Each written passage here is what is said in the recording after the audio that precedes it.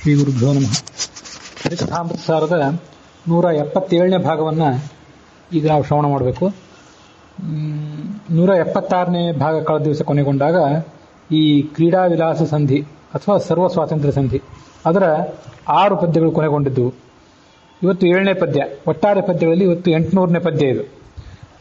ಇದನ್ನು ಶ್ರವಣ ಮಾಡೋದಕ್ಕಿಂತ ಮೊದಲು ನಿನ್ನೆಯ ಶ್ರವಣದಲ್ಲಿ 4ನೇ ಪದ್ಯ ಒಂದಿತ್ತು. ಅಕ್ಷರೇಡ್ಯನು ಬ್ರಹ್ಮವಾಯು ತ್ಯಕ್ಷ ಸುರಪ ಸುರಾಸುರರುಳು ಅಂತ.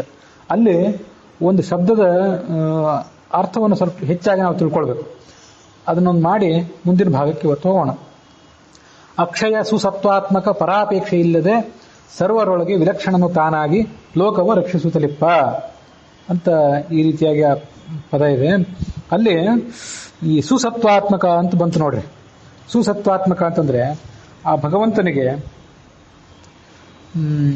ಈ ಪ್ರಕೃತಿಯಲ್ಲಿರುವಂತಹ ಈ ಸತ್ವ ರಜಸ್ಸು ತಮಸ್ಸು ಈ ಗುಣಗಳೇನಿವೆಯಲ್ಲ, ಇಂಥ ಗುಣಗಳ ಸಂಬಂಧ ಇಲ್ಲ.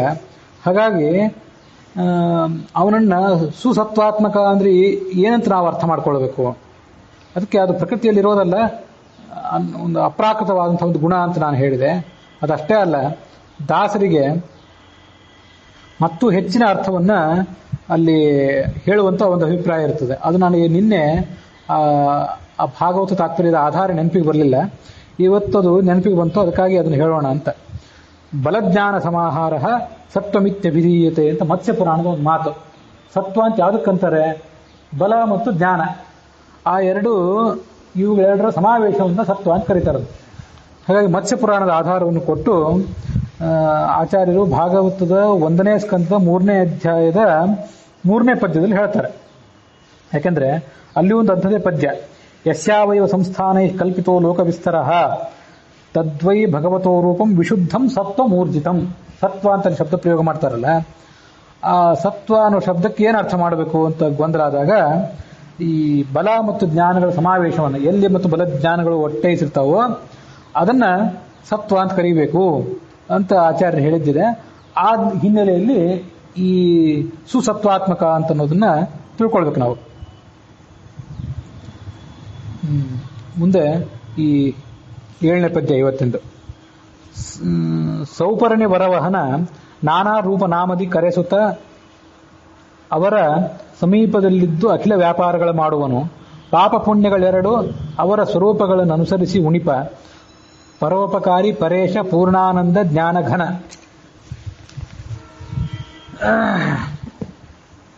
ಸೌಪರ್ಣಿ ಅಂದ್ರೆ ಗರುಡನ ಪತ್ನಿ, ಅವಳ ವರ ಅಂತಂದ್ರೆ ಈ ಗರುಡ. ಆ ಗರುಡ ಧ್ವಜನಾದಂತಹ ಭಗವಂತ, ಗರುಡ ವಾಹನನಾದ ಭಗವಂತ ನಾನಾ ರೂಪನಾಮದಿಂದ ಕರೆಸ್ಕೊತಾನೆ. ಯೋ ದೇವಾನಾಂ ನಾಮಧ ಏಕಏವ. ತನ್ನ ಹೆಸರುಗಳನ್ನೇ ಎಲ್ಲ ದೇವತೆಗಳಿಗೂ ಇಟ್ಟಿದ್ದಾನವನು. ಹಾಗಾಗಿ ಯಾವ ದೇವತೆಯನ್ನು ನಾವು ಯಾವ ಹೆಸರಿನಿಂದ ಕರೆದ್ರು ಅದಕ್ಕೆ ಮೂಲಭೂತವಾಗಿ ಭಗವಂತನ ಹೆಸರೇ ಇರ್ತದೆ ಅಂತ ನಾವು ಅನುಸಂಧಾನ ಮಾಡ್ಕೊಳ್ಬೇಕು. ಕರೆಸುತ್ತ ಅವರ ಸಮೀಪದಲ್ಲಿದ್ದು ಆ ಎಲ್ಲಾ ದೇವತೆಗಳ ಒಳಗಿದ್ದು ಅಖಿಲ ವ್ಯಾಪಾರಗಳ ಮಾಡುವನು. ಅರ್ಥ ಗೊತ್ತಾಗ್ತದೆ. ಪುಣ್ಯ ಪಾಪಗಳೆರಡು ಅವರ ಸ್ವರೂಪವನ್ನು ಅನುಸರಿಸಿ ಪುಣ್ಯವನ್ನು ಮಾಡಿಸ್ತಾನೆ ಮತ್ತು ಪಾಪವನ್ನು ಮಾಡಿಸ್ತಾನೆ. ಆ ವ್ಯಕ್ತಿ ಹೇಗಿರ್ತಾನೋ ಹಾಗೆ ಆ ಪ್ರಕಾರ ಕೆಲಸ ಮಾಡಿಸ್ತಾನೆ.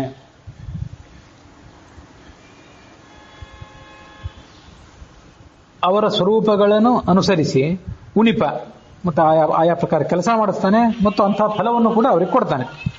ಪರೋಪಕಾರಿ, ಈ ಮೂಲಕ ಎಲ್ಲರಿಗೂ ಆತ ಉಪಕಾರ ಮಾಡ್ತಾನೆ.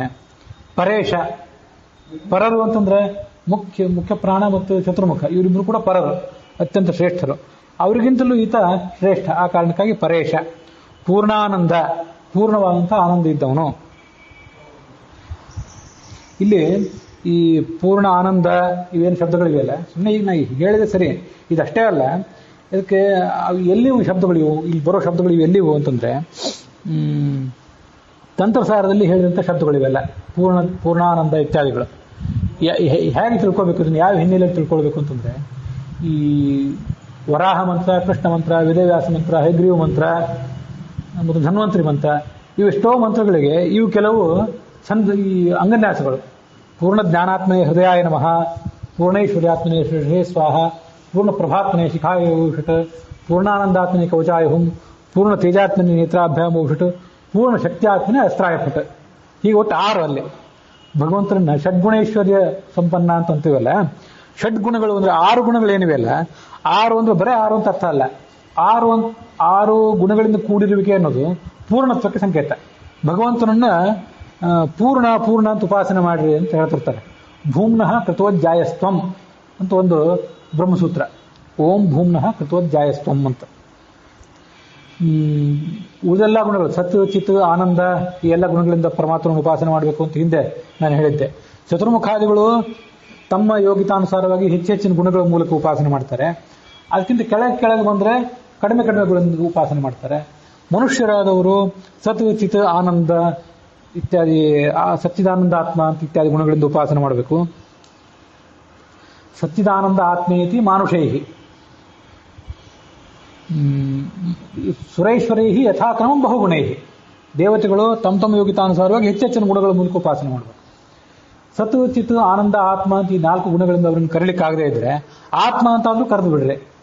ಏನಾದ್ರು ರೋಗ ಇತ್ಯಾದಿಗಳಿತ್ತು, ಆಲಸ್ಯ ಇತ್ತು, ಶರೀರಕ್ಕೆ ಏನೋ ಕಷ್ಟ ಆಗಿತ್ತು, ಇಂಥದ್ದು ಶ್ಲೋಕ ಹೇಳಿದ್ದೆ ನಾನು, ಬ್ರಹ್ಮಸೂತ್ರ ಭಾಷೆಯ ಶ್ಲೋಕ 3ನೇ ಅಧ್ಯಾಯದಲ್ಲಿ ಬರುವಂಥ ಶ್ಲೋಕ ಅದು. ಹಾಗೇನಾದ್ರೂ ಸಮಸ್ಯೆ ಇದ್ರೆ ಆತ್ಮ ಅಂತ ಆದ್ರೂ ಕರೆದು ಬಿಡ್ರಿ. ಆತ್ಮ ಅಂತ ಕರೆದು ಬಿಟ್ರೆ ಅದು ನಮಗೆ ಆತ ಒಡೆಯ. ಆ ಆತ್ಮ ಅನ್ನೋ ಶಬ್ದದಲ್ಲಿ ಇವೆಲ್ಲ ಗುಣಗಳ ಸಮಾವೇಶ ಇದೆ ಅಂತ ಅಲ್ಲಿ ಬಂದಿತ್ತು. ಅಲ್ಲಿ 6 ಗುಣಗಳು ಅಂತ ಬಂದವಲ್ಲ. ಪೂರ್ಣ ಜ್ಞಾನಾತ್ಮ, ಮೊದಲನೇದಾಗಿ ಜ್ಞಾನ. ಪೂರ್ಣ ಜ್ಞಾನಾತ್ಮನೇ ಹೃದಯಾಯ ನಮಃ. ಪೂರ್ಣ ಐಶ್ವರ್ಯಾತ್ಮನೆ, ಎಲ್ಲ ಥರದ ಐಶ್ವರ್ಯ, ಜಗತ್ತಿನೆಲ್ಲರದ್ದು ಒಡೆತನ. ಅದಕ್ಕೆ ಅವನು ಅಲ್ಲಿ ಶಿರಸ್ಸನ್ನು ಮುಟ್ಟಿ ಅದನ್ನು ಹೇಳಬೇಕು. ಪೂರ್ಣ ಪ್ರಭಾತ್ಮನೆ, ಶಿಖೆಗೆ ಪೂರ್ಣವಾದ ಕಾಂತಿ ಇದ್ದವನು. ಪೂರ್ಣ ಆನಂದಾತ್ಮನೆ ಕವಚಾಯ ಹುಂ, 2 ತೋಳುಗಳನ್ನು ತಟ್ಕೊಂಡು ಪೂರ್ಣಾನಂದಾತ್ಮನೆ ಕವಚಾಯ ಹುಂ ಅಂತ ಹೇಳಬೇಕು. ಪೂರ್ಣ ತೇಜಾತ್ಮನೆ ನೇತ್ರಾಭ್ಯಾಮ್, ಪೂರ್ಣವಾದ ತೇಜಸ್ಸಿದ್ದವನು. ಅದಕ್ಕಾಗಿ ಅವನಿಗೆ ಆ ಕಣ್ಣುಗಳನ್ನು ಮುಟ್ಕೊಂಡು ಹೇಳಬೇಕು. ಪೂರ್ಣ ಶಕ್ತಿಯಾತ್ಮನೆ ಅಸ್ತ್ರಾಯಪತ. ಹೀಗೆ ಈ ಥರ ಮಾಡಬೇಕು. ಕೊನೆಗೂ ಇದೆಲ್ಲ ಜಪಗಳನ್ನು ಮಾಡೋರಿಗೆ ಎಲ್ಲರಿಗೂ ಗೊತ್ತಿದ್ದೇ ಇರ್ತದೆ. ಅಲ್ಲಿ ಬಂದಂಥ ಶಬ್ದ ಇದೆ, ಸುಮ್ಮನೆ ಯಾವುದೋ ಅಲ್ಲೊಂದು ಯಾವ್ದಾದ್ರು ಶಬ್ದ ಹಾಕಿಬಿಡೋಣ ದಾಸರು ಸುಮ್ಮನೆ ಹಾಕಿದ ಶಬ್ದ ಅಲ್ಲ. ಪೂರ್ಣಾನಂದ ಅಂತಂದ್ರೆ ಅಲ್ಲಿ ಬಂದಿದ್ದ ಶಬ್ದ. ಹೀಗೆ ಪೂರ್ಣ, ಇವೆಲ್ಲ ಗುಣಗಳು ಕೂಡ ಪೂರ್ಣ. ಕೆಲವರಿಗೆ ಅನೇಕ ಗುಣಗಳು ಇರ್ತವೆ, ಅವೆಲ್ಲ ಸ್ವಲ್ಪನೇ ಇರ್ತಿರ್ತವೆ.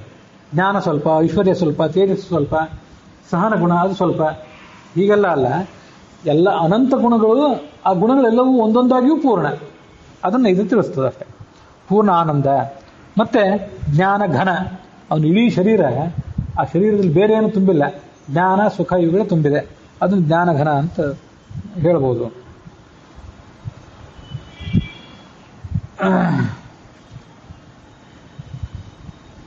ಸ ಬ್ರಹ್ಮ ಸಹರಿಸ್ಯೇಂದ್ರ ಸೂಕ್ಷರ ಪರಮಸ್ವರಾಟ್ ಅಂತ ನಾರಾಯಣ ಉಪನಿಷತ್ತು ಕೂಡ ಅವನ್ನ ಈ ಎಲ್ಲ ಶಬ್ದಗಳಿಂದ ವಾಚ್ಯ ಅಂತ ಅನ್ನೋದನ್ನು ಹೇಳ್ತದೆ.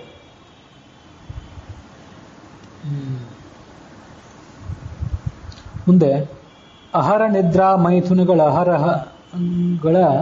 ಅಹರಹರ ಬಯಸಿ ಬಳಲುವ ಲಕ್ಷ್ಮೀ ಮಹಿತನ ಮಹಾಮಹಿಮೆಗಳನ್ನೆಂತರಿವ ನಿತ್ಯದಲ್ಲಿ ಅಹಿಕ ಸೌಖ್ಯವ ಮರೆದು ಮನದಲ್ಲಿ ಗ್ರಹಿಸಿ ಶಾಸ್ತ್ರಾರ್ಥಗಳ ಪರಮೋತ್ಸಾಹದಿ ಕೊಂಡಾಡುತ್ತಲಿ ಮೈಮರೆದವರಿಗಲ್ಲದೆ. ಇದು ಯಾರಿಗೆ ಸಿಗ್ಲಿಕ್ಕೆ ಸಾಧ್ಯ? ಪರಮಾತ್ಮನ ಈ ಥರ ಒಂದು ಗುಣಗಳ ವೈಭವವನ್ನು ತಿಳ್ಕೊಳ್ಳುವ ಅವಕಾಶ, ಹೇಳುವ ಅವಕಾಶ, ಅದನ್ನು ಯಾರಿಗೆ ತಿಳಿಲಿಕ್ಕೆ ಸಾಧ್ಯ? ಶಾಸ್ತ್ರದ ಸಂಬಂಧ ಯಾರಿಗೆ ಸಿಗ್ಲಿಕ್ಕೆ ಸಾಧ್ಯ? ಕ್ಷುಲ್ಲಕರಾದವರಿಗೆ ಶಾಸ್ತ್ರದ ಸಂಬಂಧವೇ ಸಿಗೋದಿಲ್ಲ ಅಂತಾರೆ ದಾಸರು. ಎಂಥವ್ರು ಅಂದರೆ ಅಹರ ಅಂದರೆ ಆಹಾರ, ಆಹಾರ, ನಿದ್ರಾ, ಮೈಥುನ ಅಂದರೆ ದಾಂಪತ್ಯ ಕ್ರಿಯಾ, ಇವುಗಳನ್ನು ಅಹರಹರ ಬಯಸಿ ಪ್ರತಿನಿತ್ಯ ಅದೇ ದುಡ್ಡು ಹೇಗೆ ಗಳಿಸೋದು, ಅದನ್ನು ಖರ್ಚು ಮಾಡೋದು ಹೇಗೆ, ಸುಖ ಪಡೋದು ಹೇಗೆ, ಮತ್ತು ದಣದು ಮಲಗೋದು, ಎದ್ದು ಕೂಡಲೇ ಮತ್ತೆ ಅದೇ ಕೆಲಸ. ಇದನ್ನು ಯಾರು ಬಯಸಿ ಬಳಲ್ತಾ ಇರ್ತಾನಲ್ಲ ಅವನಿಗೆ ಈ ಪರಮಾತ್ಮನ ಮಹಾಮಹಿಮೆಯನ್ನು ತಿಳ್ಕೊಳ್ಳಿಕ್ಕೆ ಸಾಧ್ಯವೇ? ಬಯಸಿ ಬಳಲುವ ವ್ಯಕ್ತಿ ಲಕ್ಷ್ಮೀ ಮಹಿತನ ಮಹಾಮಹಿಮೆಗಳನ್ನು ಎಂತರಿವ ಅವನಿಗೆ ತಿಳಿಲಿಕ್ಕೆ ಹೇಗೆ ಸಾಧ್ಯ? ಅವನಿಗೆ ಇಂಥ ಒಂದು ಅವಕಾಶವೇ ಸಿಗೋದಿಲ್ಲ. ನಿತ್ಯದಲ್ಲಿ ಐಹಿಕ ಸೌಖ್ಯವನ್ನು ತೊರೆದು ಅದಕ್ಕೆ ಎಂಥವ್ರಿಗೆ ಸಿಗ್ತದೆ ಅದನ್ನೆಲ್ಲ ಕೇಳೋ ಅವಕಾಶ ಅಂತಂದರೆ ಐಹಿಕ ಸುಖಕ್ಕೆ ಬೆನ್ನು ಹಾಕಬೇಕು. ಇದು ಬೇಡ ನಮಗೆ ಅಂತ ಅನ್ಬೇಕು. ಶಾಸ್ತ್ರಾರ್ಥಗಳನ್ನು ತಿಳಿದು ಶಾಸ್ತ್ರಾರ್ಥಗಳನ್ನು ಬಲ್ಲವರಿಂದ ಶ್ರವಣ ಮಾಡಬೇಕು ಅಥವಾ ನಾವಾದರೂ ಅಧ್ಯಯನ ಮಾಡಬೇಕು. ಪರಮೋತ್ಸಾಹದಿಂದ ಆ ಪರಮಾತ್ಮನನ್ನು ಕೊಂಡಾಡಬೇಕು. ಐಹಿಕ ಸೌಖ್ಯವ ತೊರೆದು ಮನದಲ್ಲಿ ಗ್ರಹಿಸಿ ಶಾಸ್ತ್ರಾರ್ಥಗಳ ಪರಮೋತ್ಸಾಹದಿ ಕೊಂಡಾಡುತ್ತಲೇ ಮೈ ಮರೆಯುವಗೆ ಆ ವ್ಯಕ್ತಿಗೆ ಇದರ ಅವಕಾಶ ಸಿಗ್ತದೆ ಹೊರತು ಉಳಿದವರಿಗೆ ಇದರ ಅವಕಾಶವೇ ಸಿಗೋದಿಲ್ಲ ಅಂತ ಹೇಳ್ತಾರೆ. ಇದು ಎಲ್ಲ ಆ ವಿಷ್ಣು ರಹಸ್ಯದಲ್ಲಿ ಬಂದಂಥ ಮಾತುಗಳು. ಈ ಮಾತನ್ನೇನಾದರೂ ದಾಸರು ಇಲ್ಲಿ ತಮಗೆ 801ನೇ ಪದ್ಯ ಇದ್ದೀವಿ ನಾವು ನೋಡ್ತಿರೋದು. ಈ ಪದ್ಯಗಳನ್ನು ಎಷ್ಟು ಬಾರಿ ಹೇಳಿದ್ದಾರೆ ದಾಸರು, ಇಂಥದೇ ಅರ್ಥವನ್ನು ಕೊಡುವಂಥ ಪದ್ಯಗಳನ್ನು ಎಷ್ಟೋ ಸರಿ ಹೇಳಿದ್ದಾರೆ. ಆದರೆ ಎಷ್ಟು ಸರಿ ಹೇಳಿದರೂ ಕೂಡ ಅದೊಂದು ಹೊಸ ಮಾತೇ ಅದು. ಮನುಷ್ಯನಿಗೆ ನಾನು ಮೊನ್ನೆ ಒಂದ್ಸರಿ ಮಾತಾಡುವಾಗ ಹೇಳಿದ್ದೆ,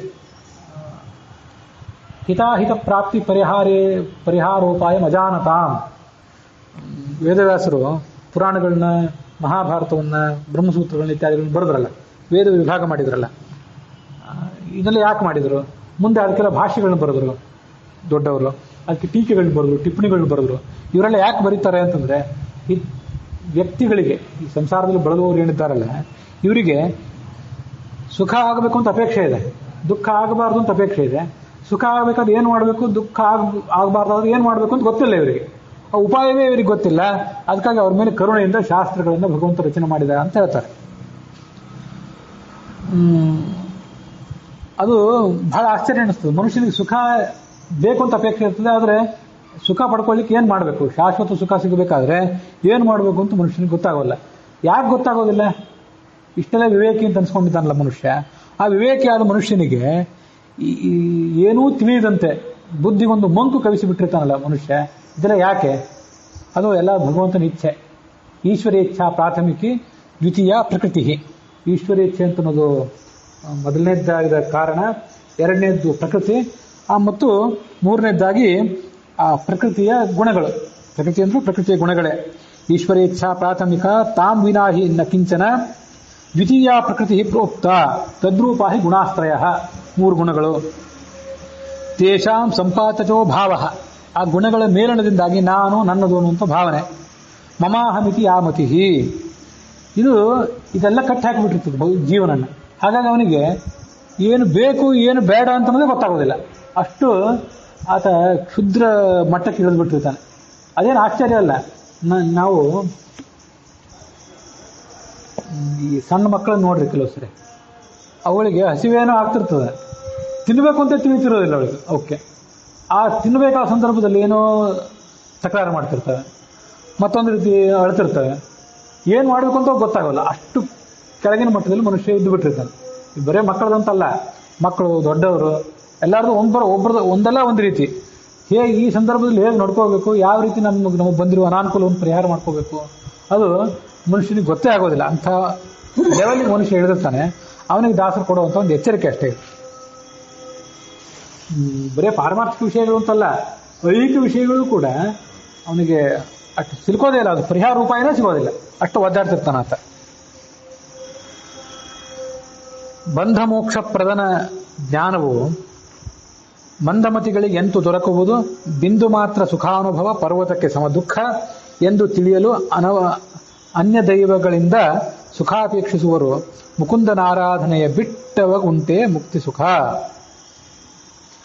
ಈತ ಬಂಧ ಮೋಕ್ಷಪ್ರದ, ಸೃಷ್ಟ್ಯಾದಷ್ಟಕರ್ತ. ಬರೇ ಸೃಷ್ಟಿ, ಸ್ಥಿತಿ ಮತ್ತೆ ಪ್ರಳಯ ಈ 3 ಮಾತ್ರ ಮಾಡುವವನಲ್ಲ. ನಮಗೆ ಈ ಬಂಧ ಕೊಟ್ಟವನು ಅವನೇ, ಸಂಸಾರದಲ್ಲಿ ನಮ್ಮನ್ನು ಕಟ್ಟಿ ಹಾಕಿದವನು ಅವನೇ, ಮತ್ತೆ ಅದರಿಂದ ಮೋಕ್ಷ ಕೊಡಬೇಕಾದವನು ಅವನೇ. ಮುಕುಂದ ಅನ್ನೋ ಶಬ್ದಕ್ಕೇನೆ ಕಟ್ಟಿ ಹಾಕುವವನು ಅಂತ ಅರ್ಥ. ಹಾಗಾಗಿ ಹರಿ ಅಂತಂದ್ರೆ, ಹರಿ ಅನ್ನೋ ಶಬ್ದಕ್ಕೆ ಏನರ್ಥ? ಹರಣ ಅಂತ ಅರ್ಥ. ಪರಿಹಾರ ಮಾಡುವುದು, ತೊಗೊಂಡು ಹೋಗ್ಬಿಡೋದು ಅಂತ ಅರ್ಥ. ಏನು ತೊಗೊಂಡು ಹೋಗೋದು ಅಂತ ಅಲ್ಲಿಲ್ಲ. ವಸ್ತುತಃ ಮನುಷ್ಯನಿಗಿರುವಂಥ ವಿವೇಕವನ್ನು ಅಪಹಾರ ಮಾಡಿ ಅವನನ್ನು ಸಂಸಾರದ ಕಡೆ ತೊಗೊಂಡೋಗಿ ಬೀಳಿಸೋದು. ಆದ್ದರಿಂದ ಆತ ಹರಿ. ಮತ್ತೆ ಸಂಸಾರದಿಂದ ಎದ್ದು ಆತ ಸದ್ಗತಿಗೆ ಹೋಗುವಂಥ ಯೋಗ್ಯತೆ ಅವನಿಗಿದ್ರೆ ಅವನ ಅಲ್ಲಿಂದ ಮೇಲೆತ್ತೋದು ಅವನದೇ ಕೆಲಸ. ಅದಕ್ಕಾಗಿ ಎಲ್ಲ ದೃಷ್ಟಿಯಿಂದಲೂ ಆತ ಹರಿ. ಅಜ್ಞಾನವನ್ನು ಹರಣ ಮಾಡುವವನು, ಮತ್ತೆ ಇದ್ದ ಅಲ್ಪ ಸ್ವಲ್ಪ ಸದ್ಬುದ್ಧಿಯನ್ನು ಕೂಡ ಹರಣ ಮಾಡುವವನು. ಇದೆಲ್ಲ ಅವನದೇ ಕೆಲಸ. ಅದಕ್ಕಾಗಿ ಆತ ಹರಿ. ಮೋಕ್ಷಪ್ರದನ ಜ್ಞಾನ ಮಂದಮತಿಗಳಿಗೆ ಸಿಗೋದಿಲ್ಲ, ಮೂರ್ಖರಾದವರಿಗೆ ಸಿಗೋದೇ ಇಲ್ಲ. ಎಂತು ದೊರೆಯುವುದು, ಹೇಗೆ ಸಿಗ್ಲಿಕ್ಕೆ ಸಾಧ್ಯ? ಬಿಂದು ಮಾತ್ರ ಸುಖಾನುಭವ, ಇಲ್ಲಿರೋದು ಸ್ವಲ್ಪವೇ ಸುಖ. ಆದರೆ ಪರ್ವತಕ್ಕೆ ಸಮ ದುಃಖ. ದುಃಖ ಮಾತ್ರ ಬಹಳ ದೊಡ್ಡ ದುಃಖ ಇದೆ. ಅದನ್ನು ತಿಳ್ಕೋತಿಲ್ಲ ಇವನು. ಆ ಸುಖದ ಕಡೆಗೆ ಬೆನ್ನು ಹತ್ತಾನೆ. ಎಂದು ತಿಳಿಯದಲೆ ಅನ್ಯ ದೈವಗಳಿಂದ ಸುಖ ಬೇಕು ಅಂತ ಅಪೇಕ್ಷೆ ಇದೆ ಅವನಿಗೆ. ಭಗವಂತನನ್ನು ಬಿಟ್ಟು ಯಾರ್ಯಾರ್ದೋ ಬೆನ್ನು ಹತ್ತಾನೆ. ತ್ವಯಿ ಸತಿ ಶಿವದಾತರಿ ಯಸ್ಮದಭ್ಯರ್ಥಿತಾನಾಂ ಕರಭಮನುಸರಂತೋ ದರ್ಶಯಂತೋಕ್ತಿ ಮುದ್ರಾಂ ಅಂತ ಒಂದು ಸುಭಾಷಿತ ಒಂದು ಸ್ತೋತ್ರ ಅದು. ತ್ವಯಿ ಸತಿ ಶಿವದಾತರಿ, ಶಿವನೇ ಪರಮ ಮಂಗಳಕರ ರೂಪನಾದ ಭಗವಂತನೇ, ತ್ವಯಿ ಸತಿ ದಾತರಿ, ನೀನು ಎಲ್ಲನೂ ಕೊಡಬೇಕು ಅಂತ ತಯಾರಾಗಿ ನಿಂತಿದ್ದಿ. ಆದರೆ ನಾವೇನು ಮಾಡ್ತಿದ್ದೇವೆ ಅಂತಂದ್ರೆ ಕರಭ ಅನುಸರಂತೋ ದರ್ಶಯಂತೋರ್ತಿ ಮುದ್ರಾ, ಇದ್ರಿಗೊಂದಿರುವಂಥ ಕಾಮಧೇನುವನ್ನು ಬಿಟ್ಟು, ಆ ಕಾಮಧೇನುವಿನಿಂದ ಹಾಲು ತಗೊಳ್ಳೋದನ್ನು ಬಿಟ್ಟುಕೊಂಡು ನಾವು ಒಂಟೆ ಹತ್ರ ಹೊರಟಿದ್ದೇವೆ. ಒಂಟೆ ಹತ್ರ ಹೋಗಿ ನನಗೆ ಹಾಲು ಕೊಡು ಅಂತ ಕೇಳ್ತಿದ್ದೇವೆ. ಕಹಿ ಹಾಲನ್ನು ಆ ಒಂಟೆ ಮೂಲಕ ನಾವು ಅಪೇಕ್ಷೆ ಪಡ್ತಿದ್ದೇವೆ. ದರ್ಶಯಂತಹ ಅರ್ಥಿ ಮುದ್ರಾಮ್, ಕೈಯಲ್ಲಿ ಯಾವಾಗ ನೋಡಿದ್ರು ಬೇಡುವ ಮುದ್ರಣೆ, ಏನಾರು ಸಿಗಲಿ ನಮ್ಗೆ, ಏನಾರು ಸಿಗಲಿ. ಮುಖದಲ್ಲಿ ದೈನ್ಯದ ಕಳೆ, ಕೈಯಲ್ಲಿ ಬೇಡುವವರು ಚಿಹ್ನೆ. ದರ್ಶಯಂತಹ ಅರ್ಥಿ ಮುದ್ರಾಮ್ ಅಂತ ಅಲ್ಲಿ ವರ್ಣನೆ ಮಾಡ್ತಾರೆ. ಅದಕ್ಕೆ ಏನು ಪರಿಹಾರ ಇಲ್ಲ, ಭಗವಂತನನ್ನೇ ಪ್ರಾರ್ಥನೆ ಮಾಡಬೇಕಷ್ಟೆ. ಶಿವೋನ ಸುಮನಾಭವ, ನೀನು ನಮಗೆ ವಸುಧಾ ಮಂಗಳಕರನೇ ನೀನು, ಆದರೆ ನಮ್ಮ ಪಾಲಿಗೆ ನೀನು ಶಿವ ಆಗಬೇಕು, ಮಂಗಳಕರಣ ಆಗಬೇಕು. ಬೇರೆ ಯಾರ್ಯಾರ್ದೋ ಪಾಲಿಗೆ ಮಂಗಳಕರ ಆದರೂ ಉಪಯೋಗ ಇಲ್ಲ, ನಮ್ಮ ಪಾಲಿಗೆ ನೀನು ಮಂಗಳಕರ ಆಗಬೇಕು ಅಂತ ಅವನು ಸ್ತೋತ್ರ ಮಾಡೋದಷ್ಟೇ ನಮ್ಮೊಂದಿರೋ ಪರಿಹಾರ. ಮೀಢುಷ್ಟಮ ಶಿವೋತ್ತಮ ಶಿವೋನ ಸುಮನಾಭವ, ನೀನು ಮೀಢುಷ್ಟಮ, ಬೇಡದವರಿಗೆಲ್ಲನೂ ಏನು ಬೇಕಾದನ್ನು ಕೊಡುವವರು, ರುದ್ರಾಧ್ಯಾಯ ಹೇಳ್ತದೆ. ಶಿವತಮ, ಅತ್ಯಂತ ಮಂಗಳಕರವಾದ ಸ್ವರೂಪ ಇದ್ದವನು. ಆದರೆ ಅದನ್ನೆಲ್ಲ ಬಿಟ್ಟು ಯಾರಿಗೇನು ಬೇಡಿದ್ರೆ ಕೊಡೋ ಶಕ್ತಿ ಇಲ್ವೋ, ನೀವು ಅವ್ರ ಹತ್ರ ಹೋದ್ರೆ ಒದ್ದು ಕಳಿಸ್ತಾರ, ಅಂಥವ್ರ ಹತ್ರ ಹೋಗ್ತಿದ್ದೇವೆ. ಹೋಗುವವರಲ್ಲಿ ನಾವು ಎಲ್ಲಿ ಹೋಗಿರ್ತೀವಲ್ಲ ಅವರೆಲ್ಲ ಅಮಂಗಳವಾದ ಜೀವನ ನಡೆಸುವಂಥವ್ರು. ಶಿವೋನಃ ಸುಮನಾಭವ, ನೀನು ನಮ್ಮ ಪಾಲಿಗೆ ಶಿವ ಆಗು. ಸುಮನಾಹ, ಒಳ್ಳೆ ಮನಸ್ಸನ್ನು ನಮ್ಮ ಕಡೆ ಹರಿಸು. ಪರಮೇ ವೃಕ್ಷ ಆಯುಧಂ ನಿಧಾಯ ಕೃತ್ಯಂ ವಸಾನ ಆಚರ ಪಿನಾಕಂ ಬಿಭ್ರದಾಗಹಿ. ಪರಮೇ ವೃಕ್ಷೇ ಆಯುಧಂ ನಿಧಾಯ, ದೊಡ್ಡದೊಂದು ವೃಕ್ಷ ಯಾವುದು ಅಂದರೆ ಈ ಜಗತ್ತಂದೇ ಒಂದು ವೃಕ್ಷ. ಊರ್ಧ್ವಮೂಲಂ ಅಧಃಶಾಖಂ ಅಶ್ವತ್ಥಂ ಪ್ರಾಹುರವೇಯಂ. ಈ ಜಗತ್ತನ್ನು ವೃಕ್ಷ, ಅದರ ಬೇರುಗಳು ಮೇಲಿವೆ, ಅದು ರೆಂಬೆ ಕೊಂಬೆ ಇತ್ಯಾದಿಗಳ ಕೆಳಗಿವೆ. ವಿಚಿತ್ರವಾದ ವೃಕ್ಷ ಇದು. ಅಶ್ವತ್ಥಂ ಪ್ರಾಹುರವ್ಯ ಅಂಥದ್ದೊಂದು ಅಶ್ವತ್ಥ ವೃಕ್ಷ ಇದು ಅಂತ ಇದನ್ನು ಹೇಳ್ತಾರೆ. ಅದು ಬುಡ ಮೇಲೆ ಹಾಕಿದೆ ಅಂತಂದ್ರೆ ಅದ್ರ ಬೇರು ಅಂದ್ರೆ ಪರಮಾತ್ಮ ಮೇಲಿದ್ದಾನೆ. ಅಧಃಶಾಖಂ, ಕೊಂಬೆಗಳು ಕೆಳಗಿವೆ ಅಂತ ಒಂದು ವಿಲಕ್ಷಣವಾದ ವೃಕ್ಷ ಈ ಜಗತ್ತನ್ನೋದು. ಇಂಥ ಒಂದು ವೃಕ್ಷದಲ್ಲಿ, ವೃಕ್ಷ ಅಂದ್ರೆ ಈ ಜಗತ್ತು, ಈ ಜಗತ್ತಿನ ಮೇಲೆ ನಿನ್ನ ಆಯುಧವನ್ನು ಇಡು. ಆಯುಧ ಅಂದ್ರೆ ನಿನ್ನ ಹತೋಟಿ, ಜಗತ್ತು ನಿನ್ನ ಹತೋಟಿಯಲ್ಲಿ ಇರಲಿ. ನಿಧಾಯ ಕೃತ್ಯಂ ವಸಾನ, ಚರ್ಮವನ್ನು ಉಟ್ಕೊಂಡು ಬಾ, ಚರ್ಮಾಂಬರನಾಗಿ ಬಾ ಅಂತ. ಬರೀ ಚರ್ಮಾಂಬರನಾಗಲ್ಲ, ನಿನಗೆ ಅಪ್ರಾಕೃತವಾದ ಸ್ವರೂಪ ನಿಂದು, ಅದು ನಮ್ಮ ಕಣ್ಣಿಗೆ ಕಾಣಬೇಕಲ್ಲ. ಈಗ ನಮಗೊಂದು ಸೌಮ್ಯವಾದ ಸ್ವರೂಪವನ್ನು ನೀನು ತೋರಿಸ್ಬೇಕು. ನಿಂದು ವ್ಯಾಪ್ತವಾದಂಥ ಎಲ್ಲ ಕಡೆ ವ್ಯಾಪಿಸಿರುವಂಥ ಪೂರ್ಣ ಜ್ಞಾನಾತ್ಮ, ಪೂರ್ಣೇಶ್ವರಿ ಆತ್ಮ, ಪೂರ್ಣ ಪ್ರಭಾತ್ಮನಾದ ಸ್ವರೂಪವನ್ನು ತೋರಿಸಿಬಿಟ್ರೆ ನಮಗೆ ನೋಡೋದಾಗಬೇಕಲ್ಲ. ಅದು ಬೇಡ, ನಮ್ಮ ಕಣ್ಣಿಗೆ ಯೋಗ್ಯವಾದಂಥ ಒಂದು ಸ್ವರೂಪವನ್ನು ತಾಳಿ ಬಾ. ಕೃತ್ಯಂ ವಸಾನ, ಚರ್ಮವನ್ನು ಉಟ್ಕೊಂಡು ಬಾ ಅಂದರೆ ಅಂಥ ನಮ್ಮ ಕಣ್ಣಿಗೆ ಯೋಗ್ಯವಾದ ಸ್ವರೂಪವನ್ನು ಉಟ್ಕೊಂಡು ಬಾ ಅಂತ ಅರ್ಥ. ಪಿನಾಕಂ ಬಿಭ್ರತ್, ಕೈಯಲ್ಲಿ ಪಿನಾಕ ಅನ್ನೋ ಧನಸ್ಸನ್ನು ಹಿಡ್ಕೊಂಡು. ಯಾಕಂದ್ರೆ ನಮ್ಮ ದುರ್ಗುಣಗಳನ್ನು ನೀನು ಭೇಟಿ ಆಡಬೇಕು, ಅದಕ್ಕಾಗಿ ಬಾ ಅಂತ ಒಂದು ಸ್ತೋತ್ರ. ಆ ಥರ ಸ್ತೋತ್ರ ಮಾಡೋದು ಹೊರತು ಬೇರೆ ಯಾವ ಪರಿಹಾರವೂ ಇಲ್ಲ. ಪರ್ವತಕ್ಕೆ ಸಮ ದುಃಖ ಎಂದು ತಿಳಿಯದಲೇ ಅನ್ಯ ದೈವಗಳಿಂದ ಸುಖವ ಅಪೇಕ್ಷಿಸುವರು. ಬೇರೆ ಬೇರೆ ದೇವತೆಗಳಿಂದ ಸುಖವನ್ನು ಅಪೇಕ್ಷಿಸ್ತಾರೆ. ಮುಕುಂದನ ಆರಾಧನೆಯ ಬಿಟ್ಟವರಿಗೆ ಉಂಟೆ ಮುಕ್ತಿ. ಭಗವಂತನ ಆರಾಧನೆಯನ್ನು ಯಾರು ಬಿಟ್ಟಿರ್ತಾರೆ ಅಂಥವ್ರಿಗೇನಾದರೂ ಮುಕ್ತಿ ಅಂತ ಅನ್ನೋದು ಇರ್ಲಿಕ್ಕೆ ಸಾಧ್ಯವ?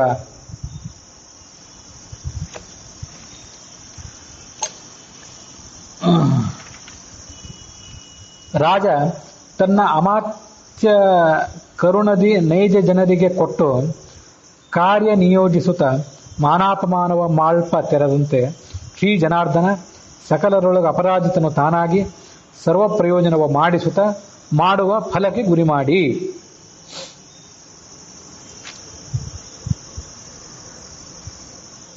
ಅಲ್ಲಿ ಈ ರಾಜ ತನ್ನ ಅಮಾತ್ಯ ಕರುಣದಿ ನೈಜ ಜನರಿಗೆ ಅಂತಿದೆ. ತನ್ನ ಅಮಾತ್ಯ ನೈಜ ಜನರಿಗೆ ಅಂತ ಅಲ್ಲಿ ಹೊಂದಿಸ್ಕೋಬೇಕು. ಒಬ್ಬ ರಾಜ ಏನ್ ಮಾಡ್ತಾನಂದ್ರೆ ತನ್ನ ಮಂತ್ರಿ ಮೊದಲಾದ ಜನರಿಗೆ ಕರುಣೆಯಿಂದ ಸ್ವಲ್ಪ ಅಧಿಕಾರ ಕೊಡ್ತಾನೆ. ಅವರಿಗೆ ಇಂತಿಂಥ ಕೆಲಸ ಮಾಡ್ರಪ್ಪ ನೀವೆಲ್ಲರೂ ಅಂತ ಅವ್ರು ಬಿಟ್ಟು ಬಿಡ್ತಾನೆ. ಆಮೇಲೆ ಅವರು ಅದಕ್ಕೆ ಸರಿಯಾಗಿ ಏನಾದ್ರು ಕಾರ್ಯ ಮಾಡಿದ್ರೆ ಅದಕ್ಕೆ ಅವರನ್ನ ಸನ್ಮಾನ ಮಾಡ್ತಾನೆ.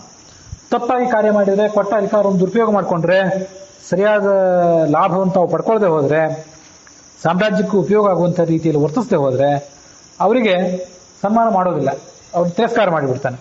ಅದರಂತೆ ಭಗವಂತ ಈ ಎಲ್ಲ ಜೀವರಲ್ಲಿಯೂ ಕೂಡ ತಾನಿದ್ದಾನೆ. ಹೇಗಿದ್ದಾನೆ ಅಂತಂದ್ರೆ ಅಪರಾಜಿತನಾಗಿ ತಾನಿದ್ದಾನೆ.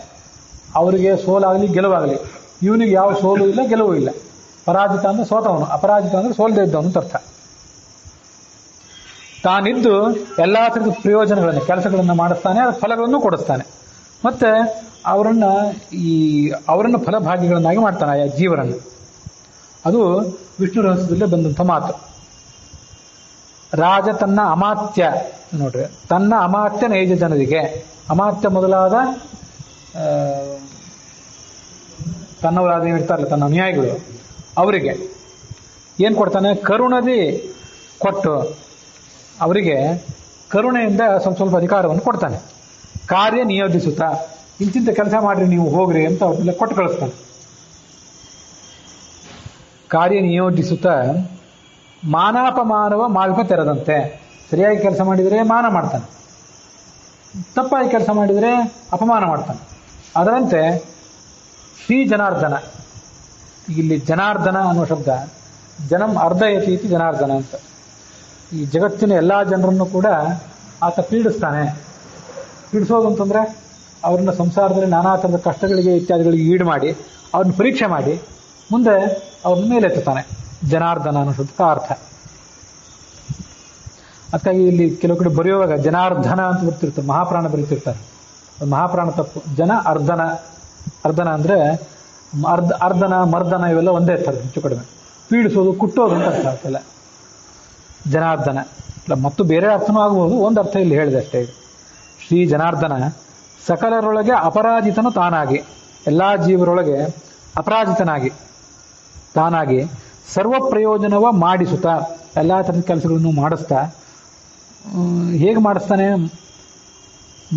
ಮಾಡಿಸುತ್ತಾ, ತಾನು ಮಾಡ್ತಾನೆ, ಅವ್ರ ಕಡೆಯಿಂದ ಮಾಡಿಸ್ತಾನೆ. ಫಲಕ್ಕೆ ಗುರಿ ಮಾಡಿ ಮುಂದೆ ಅವ್ರಿಗೆ ಸಿಗಬೇಕಾದ ಫಲವನ್ನೆಲ್ಲ ಅವ್ರ ಮೂಲಕ ಕೊಡಿಸ್ತಾನೆ. ಇದು ಎಲ್ಲ ವಿಷ್ಣು ರಹಸ್ಯದಲ್ಲೇ ಬಂದದ್ದು. ವಿಷ್ಣು ರಹಸ್ಯದಲ್ಲಿ ಬೇರೆ ಪುರಾಣದಲ್ಲೂ ಕೂಡ ಇದ್ದೇ ಇದೆ, ಅದರಂತೆ ಇದೂ. ಆದರೆ ರಾಜನಿಗೂ ಪರಮಾತ್ಮನಿಗೂ ವ್ಯತ್ಯಾಸ ಏನಂತಂದ್ರೆ, ಒಬ್ಬ ರಾಜ ಒಂದಿಷ್ಟು ಅಧಿಕಾರವನ್ನು ತನ್ನ ಮಂತ್ರಿಗಳು, ಸೇನಾಪತಿಗಳು, ಕೆಲಸದವರು ಇವರಿಗೆಲ್ಲ ಕೊಟ್ಟಿದ್ರೆ, ಆ ಕೊಟ್ಟದ್ರ ಮೇಲೆ ಇವನಿಗೆ ಅಧಿಕಾರ ಇರೋದಿಲ್ಲ. ಅವ್ರ ಮನಸ್ಸಿನೊಳಗೆ ಪ್ರವೇಶ ಮಾಡಿ ಹೀಗೆ ಮಾಡು ಹಾಗೆ ಮಾಡು ಅಂತ ಪ್ರೇರೇಪಿಸೋ ಅಧಿಕಾರ ರಾಜನಿಗಿರೋದಿಲ್ಲ. ಇವನೇನ್ ಮಾಡ್ಬೋದು? ರಾಜ ಅವ್ರಿಗೆ ಕೊಟ್ಟು ದೂರದಿಂದ ನೋಡ್ಬೋದು. ಬಹಳ ಅಂದ್ರೆ ಅವ್ರಿಗೊಂದು ದೈಹಿಕವಾಗಿ ಅವ್ರನ್ನ ನಿಯಂತ್ರಿಸ್ಬೋದು, ಜೈಲಿನಲ್ಲಿ ಇಡ್ಬೋದು, ದೈಹಿಕವಾಗಿ ಶಿಕ್ಷೆ ಕೊಡ್ಬೋದು, ಏನಾದರೂ ಮಾಡ್ಬೋದು. ಆದರೆ ಅವ್ರ ಮನಸ್ಸಿನೊಳಗೆ ಹೊಕ್ಕು ಅವ್ರ ಯೋಗ್ಯತೆಯನ್ನೆಲ್ಲ ತಿಳಿದು ಪ್ರೇರೇಪಿಸುವ ಶಕ್ತಿ ಅವನಿಗಿರೋದಿಲ್ಲ. ಅಂದ್ರೆ ಭಗವಂತನಿಗೆ ಆ ಅದ್ಭುತವಾದ ಶಕ್ತಿಯನ್ನು ಕೂಡ ಇದ್ದೇ ಇರ್ತದೆ. ಅದು ಸುಮ್ಮನೆ ಒಂದು ದೃಷ್ಟಾಂತ ಕೊಟ್ಟರಷ್ಟೇ, ಬೇರೆ ದೃಷ್ಟಾಂತ ಕೊಡ್ಲಿಕ್ಕೆ ಬರೋದಿಲ್ಲ ಅಂತ ಹೇಳಿ ಈ ದೃಷ್ಟಾಂತ ಕೊಟ್ಟರಷ್ಟೇ.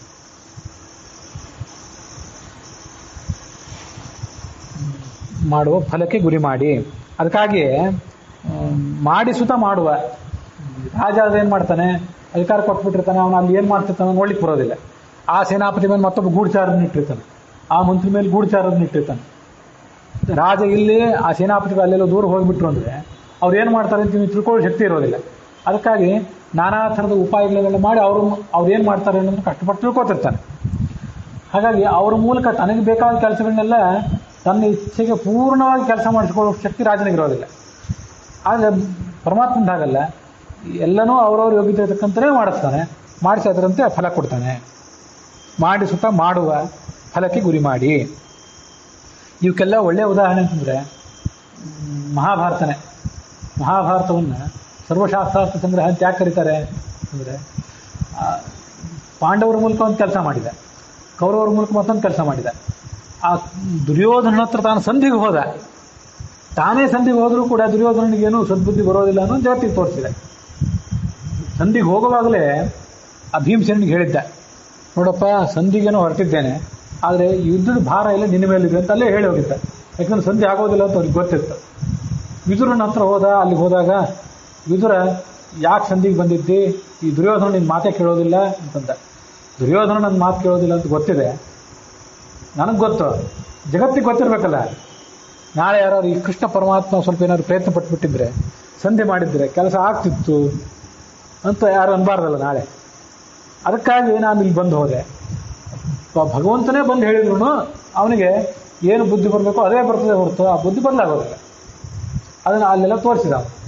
ವಸ್ತುತ ಇಷ್ಟೆಲ್ಲ ಇತ್ತು ಪ್ರಯತ್ನ ಪಟ್ಟರು ಗಾಂಧಾರಿ ಅವನಿಗೆ ನಿಂದನೆ ಮಾಡಿದ್ದು. ನಿನ್ನಿಂದಾಗಿ ಕುಲಕ್ಷಯ ಎಲ್ಲ ಆಯಿತು ಅಂತ ಮಾಡಿ ಅವನಿಗೆ ಶಾಪ ಕೊಟ್ಟು ತನ್ನ ಪುಣ್ಯವನ್ನೆಲ್ಲ ಕಳ್ಕೊಂಡ್ಲು. ಇಷ್ಟೇ ಇದು ಭಗವಂತ ಮಾಡೋ ರೀತಿ. ಸರ್ವ ಪ್ರಯೋಜನವ ಮಾಡಿಸುತ್ತ ಮಾಡುವ ಫಲಕ್ಕೆ ಗುರಿ ಮಾಡಿ. ವಾಸುದೇವ ಸ್ವತಂತ್ರವ ಸರೋಜಾಸನಾದ್ಯಮರರಿಗೆ ಈಯಲೋಸುಗ ಅರ್ಧವ ತೆಗೆದು ಅದರೊಳರ್ಧವ ಚತುರ್ಭಾಗ ಗೈಸಿ ಒಂದನು ಶತವಿಧ ಅಬ್ಜಜಗೆ ಅಷ್ಟಚತ್ವಾರಿಂಶದ ನಿಳಗಿತ್ತ ವಾಣಿ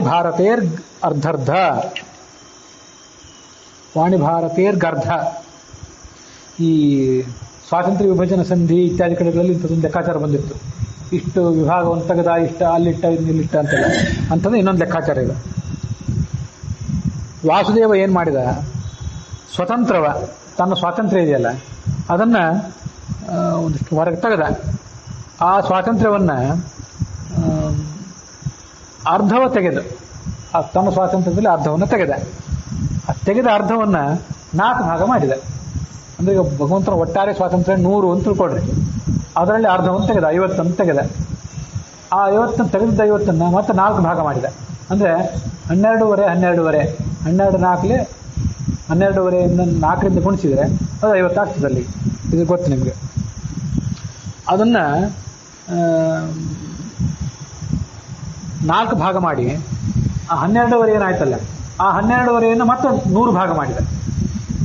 12 ಮತ್ತೆ 100 ಭಾಗ ಮಾಡಿ ಆ ಭಾಗಲಬ್ಧ ಏನು ಬಂದಿತ್ತಲ್ಲ ಅದನ್ನು 52ರಿಂದ ಗುಣಿಸಬೇಕು. ಅಷ್ಟು ಗುಣಿಸಿ ಅದನ್ನು ಚತುರ್ಮುಖನಿಗೆ ಕೊಟ್ಟ. ಭಾಗಲಬ್ಧವನ್ನು ಮತ್ತೆ 48ರಿಂದ ಗುಣಿಸಿ ವಾಯುದೇವರಿಗೆ ಕೊಟ್ಟ. ಭಾಗಲಬ್ಧವನ್ನು 24ರಿಂದ ಗುಣಿಸಿ ಭಾರತಿಗೆ ಮತ್ತು ಸರಸ್ವತಿ ಕೊಟ್ಟ ಅಂತ ಇಲ್ಲಿ ಇರೋದು. ಈಗ ಅದನ್ನು ನಿಮ್ಮ ಪುಸ್ತಕದಲ್ಲಿ ಏನಾದರೂ ಮಾಹಿತಿ ಇದ್ದರೆ ಅದನ್ನು ಓದಿ ಹೇಳ್ತೇನೆ.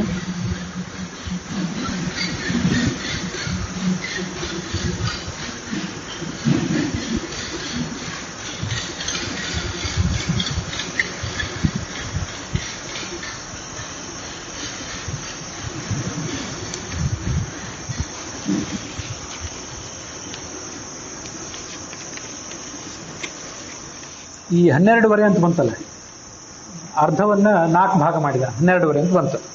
ಆ 12 100 ಭಾಗ ಮಾಡಬೇಕು. ಮಾಡಿದರೆ ಅದು 0.125 0.125 ಇಷ್ಟಾಗ್ತದೆ. ಅದನ್ನು ಆ ಬಂದಂಥ ಭಾಗಲಬ್ಧವನ್ನು 52ರಿಂದ ಗುಣಿಸಬೇಕು ಅಂತ ಹೇಳಿದೆ. 52ರಿಂದ ಗುಣಿಸಿ ಅದನ್ನು ಚತುರ್ಮುಖ ಬ್ರಹ್ಮನಿಗೆ ಕೊಟ್ಟ. ಅಂದರೆ 6.5 ಇದು ಚತುರ್ಮುಖ ಬ್ರಹ್ಮನಿಗೆ ಹೋಗ್ತದೆ. ಇನ್ನು ಆ ಬಂದಂಥ ಭಾಗಲಬ್ಧ 0.125 ಏನಿದೆಯಲ್ಲ ಅದನ್ನು 48ರಿಂದ ಗುಣಿಸ್ಬೇಕು. ಗುಣಿಸಿ ಬಂದ ಭಾಗಲಬ್ಧ ಗುಣಲಬ್ಧ ಏನಿದೆ 6 ಅದನ್ನು ವಾಯುವಿಗೆ ಕೊಟ್ಟ. ಚತುರ್ಮುಖ ಬ್ರಹ್ಮ ಪದವಿಯಲ್ಲಿ ಶ್ರೇಷ್ಠನಾದ್ದರಿಂದ ಅವನಿಗೆ 6.5. ವಾಯು ಇನ್ನೂ ಆ ಪದವಿಗೆ ಬಂದಿಲ್ಲ, ಅದರಿಂದ ಅವನಿಗೆ 6 ಮಾತ್ರ. ವಾಯು ಭಾರತಿ ಈ ಸರಸ್ವತಿ ಮತ್ತು ಭಾರತೀಯರಿಗೆ ಆ 0.125 24ರಿಂದ ಗುಣಿಸಿಬಿಟ್ರೆ ಅದರ ಗುಣಲಬ್ಧ 3. ಆ 3 ಸರಸ್ವತಿ ಕೊಟ್ಟ, 3 ಭಾರತಿಗೆ ಕೊಟ್ಟ ಅಂತ. ಹೀಗೆ ಅದರದೊಂದು ಅರ್ಥ ಆಗ್ತದೆ. ಈ 6.5 ಆಮೇಲೆ 6 ಆಮೇಲೆ 3 ಆಮೇಲೆ 3 ಇವಿಷ್ಟನ್ನೆಲ್ಲ ಕೂಡಿಸಿಬಿಟ್ರೆ ಅದು 18.5 ಅಂತ ಹೀಗಾಗ್ತದೆ. ಅದೆಲ್ಲ ಸೇರಿಸಿ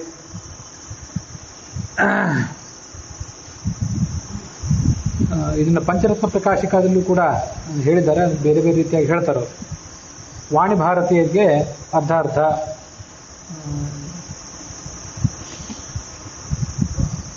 ಅಷ್ಟಚತ್ವಾರಿಂಶತ್ ಅನಿಲನಿಗಿತ್ತ, 24 ಅನಿಲನಿಗೆ ಕೊಟ್ಟ. ಅದರ ಅರ್ಧವನ್ನು ಭಾರತಿಗೆ ಮತ್ತು ಇನ್ನೊಂದು ಅರ್ಧವನ್ನು ಭಾರತಿಗೆ ಸರಸ್ವತಿ ದೇವಿ ಕೊಟ್ಟ. ಅಲ್ಲಿ 26 ಅಂತ ಬರೀತಾರೆ ಅವರು ಈ ಪಂಚರತ್ನ ಪ್ರಕಾಶಿಕದಲ್ಲಿ. ಹೊಸದಾಗಿ 24 ಆಗಬೇಕು. 26 ಅಂತ ಹೇಗೆ ಬರೋರು ಅಂತ ನಮ್ಗೆ ಸ್ವಲ್ಪ ಸಂಶಯ ಇದೆ. ನೀವು ನಿಮ್ಮ ಪದ್ಮರಾಭದಾಸರ ಪುಸ್ತಕ, ಸಂಕರ್ಷಣ ಒಡೆಯರ್ ಪುಸ್ತಕ ಇತ್ಯಾದಿ ನೋಡಿದರೆ ಅದು ಹೆಚ್ಚು ಅರ್ಥ ಆಗ್ಬೋದು. ಅದು ನೀವು ನೋಡಿರಿ. ನಾನು ಇದ್ರ ಬಗ್ಗೆ ಇಲ್ಲಿ ಹೆಚ್ಚು ತಲೆ ಕೆಡಿಸ್ಕೊಳ್ಳಿಕ್ಕೆ ಹೋಗಲಿಲ್ಲ. ಯಾಕೆಂದರೆ ಹಿಂದೆ ಸರ್ವ ಸ್ವಾತಂತ್ರ್ಯ ಸಂಧಿ, ಸ್ವಾತಂತ್ರ್ಯ ವಿಭಜನೆ ಸಂಧಿ ಅಲ್ಲೆಲ್ಲ ಇದ್ರ ಬಗ್ಗೆ ಸಾಕಷ್ಟು ಮಾಹಿತಿ ಬಂದಿತ್ತು. ಮತ್ತು ವೈಯಕ್ತಿಕವಾಗಿ ನನ್ನ ಮನಸ್ಸಿಗೆ ಈ ಮಾಹಿತಿ, ಈ ಥರದ ಅನುಸಂಧಾನ ಹೆಚ್ಚು ಸಂತೋಷ ಕೊಡುವಂತಹ ಅನುಸಂಧಾನ ಅಲ್ಲ. ಯಾಕಂದ್ರೆ ನಾನು ಕಾರಣ ಏನು ನಾನು ಹಿಂದೆ ಹೇಳಿದ್ದೆ, ದಾಸರ ಬಗ್ಗೆ ಆಕ್ಷೇಪ ಅಂತ ತಿಳ್ಕೋಬಾರದು. ನಮ್ಮ ಅನುಸಂಧಾನ ಏನಿರಬೇಕು ಅಂತಂದ್ರೆ ಭಗವಂತನ ಅನಂತವಾದ ಸ್ವಾತಂತ್ರ್ಯ, ಅನಂತವಾದ ಮಹಿಮಾದ ಪೈಕಿ ನಾವು ಕೇವಲ ಒಂದು ಬಿಂದು, ನಮ್ಗಿಂತ ಭಗವಂತ ಅನಂತ ಪಟ್ಟು ಹೆಚ್ಚು ಹೊರತು ಈ ಥರದ ಲೆಕ್ಕಾಚಾರ ಇದು ಸರ್ವಮೂಲಕ ಹೊಂದಾಣಿಕೆ ಆಗುವಂಥದ್ದು ಅಲ್ಲ ಅಂತ ನಾನು ಹೇಳಿದ್ದೆ. ವಿಷ್ಣು ಮಾಹಾತ್ಮ್ಯ ದೇಶಸ್ಯ ವಿಭಕ್ತಸ್ಯ ಚ ಕೋಟಿಧ ಪುನಶ್ಚಾನಂತ ಧಾತುಸ್ಯ ಪುನಶ್ಚಾನಂತ ಧಾತುಥ ನೈಕಾಂಶ ಸಮಮಾಹಾತ್ಮ್ಯಾ ಶ್ರೀಶೇಷ ಬ್ರಹ್ಮಶಂಕರಾ ಅಂತ ಗೀತಾ ಪ್ರಸ್ಥಾನದಲ್ಲಿ ಆಚಾರ್ಯ ಉದಾಹರಣೆ ಕೊಟ್ಟಿರುವಂಥ ಒಂದು ಪ್ರಮಾಣ. ಭಗವಂತನ ಅನಂತ ಮಹಾತ್ಮ ಪೈಕಿ ಒಂದು ಲೇಷ ತಗೊಳ್ರಿ, ಅದನ್ನ ಕೋಟಿ ಭಾಗ ಮಾಡಿ, ಆ ಕೋಟಿಯ ಮತ್ತೊಂದು ಭಾಗ ಬಂತಲ್ಲ ಸಣ್ಣ ಭಾಗ, ಅದನ್ನು ಮತ್ತೆ ಅನಂತ ಭಾಗ ಮಾಡ್ರಿ, ಆ ಬಂದ ಭಾಗವನ್ನು ಮತ್ತೆ ಅನಂತ ಮಾಡ್ರಿ. ಅಷ್ಟಕ್ಕೂ ಕೂಡ ಶ್ರೀ ಶೇಷ ಬ್ರಹ್ಮ ಶಂಕರ ಯಾರು ಕೂಡ ಸಮಾನರಲ್ಲ. ಇದು ನಮಗಿರಬೇಕು. ನಾವು ಭಗವಂತನಿಗೆ ನಮಸ್ಕಾರ ಮಾಡಬೇಕಾದಂಥ, ಭಗವಂತನಿಗೆ ನಮಸ್ಕಾರ ಮಾಡುವಾಗ ನಾವು ಮಾಡ್ಕೊಳ್ಬೇಕಾದಂಥ ಅನುಸಂಧಾನ. ನಾಹಂನತ ಶಿವೋನ್ನೇಚ ತಚ್ಚಕ್ ಏಕಾಂಶ ಭಾಗಿನಃ ಬಾಲ ಕ್ರೀಡನ ಕೈರಿಯದ್ವತ್ತು ಕ್ರೀಡತ್ಯಸ್ಮಾವಿರಚ್ಯುತ ಅಂತ ಮತ್ತೊಂದು ಕಡೆ ಮಹಾಭಾರತದಲ್ಲೇ ಎಲ್ಲೋ ಒಂದು ಕಡೆ ಬಂದದ್ದು ಶ್ಲೋಕ ಇದು. ಚತುರ್ಮುಖ ಬ್ರಹ್ಮ ಹೇಳಿದ್ದು, ನಾನಾಗಲಿ ಮತ್ಯಾವ ದೇವತೆ ಆಗಲಿ ಭಗವಂತನ ಯಾವ ಒಂದು ಅಂಶಕ್ಕೂ ಸಮಾನರಲ್ಲ. ಒಬ್ಬ ಬಾಲಕ ಗೊಂಬೆಗಳ ಜೊತೆ ಯಾವ ಥರ ಆಟ ಆಡ್ತಾನೋ ಅದರಂತೆ ನಮ್ಮ ಜೊತೆ ಆಟ ಆಡ್ತಾನೆ ಹೊರತು ನಾವು ಅವನಿಗೆ ಯಾವ ದೃಷ್ಟಿಯಿಂದೂ ಸಮಾನರಲ್ಲ ಅಂತ ಅದು ಅವನು ಹೇಳ್ತಾನೆ. ಹಾಗಾಗಿ ಇದು ಈ ಲೆಕ್ಕಾಚಾರ ಹಿಂದೆ ನಾನು ಬೇಕಾದ ಲೆಕ್ಕಾಚಾರ ಮಾಡಿ ಹೇಳಿದ್ದೇನೆ ಅದನ್ನೆಲ್ಲ. ಇಲ್ಲಿ ಇದೊಂದು ಸ್ವಲ್ಪ ನಾನು ಲೆಕ್ಕಾಚಾರ ಮಾಡ್ಲಿಕ್ಕೆ ಹೋಗಲಿಲ್ಲ. ಆದರೂ ಕೂಡ ನೀವು ಸಂತೋಷ ನೋಡಿ ಪುಸ್ತಕ, ಪದ್ಮನಾಭದಾಸರ ಪುಸ್ತಕ ಇದನ್ನೆಲ್ಲ ನೋಡ್ರಿ. ಮತ್ತು ಇದ್ರ ಬಗ್ಗೆ ಮತ್ತೊಂದು ಸಂಶಯನೂ ಕೂಡ ನನಗಿದೆ. ಆ ಸಂಶಯನೂ ಇಲ್ಲಿ ನಾನು ಹೇಳ್ತೇನೆ. ಈಗ ಈ ಪದ್ಯ ಮತ್ತು ಇದ್ರ ಮುಂದಿನ ಪದ್ಯ ಇದೆಲ್ಲ ಸೇರಿಸಿ ಎಷ್ಟಾಗ್ತದೆ ಅದನ್ನ ನಾವು ಒಂದು ಲೆಕ್ಕಾಚಾರ ಹಾಕಬೇಕು. ಮುಂದಿನ ಪದ್ಯನೂ ಹೇಳಿದ ಮೇಲೆ ಗೊತ್ತಾಗ್ತದೆ.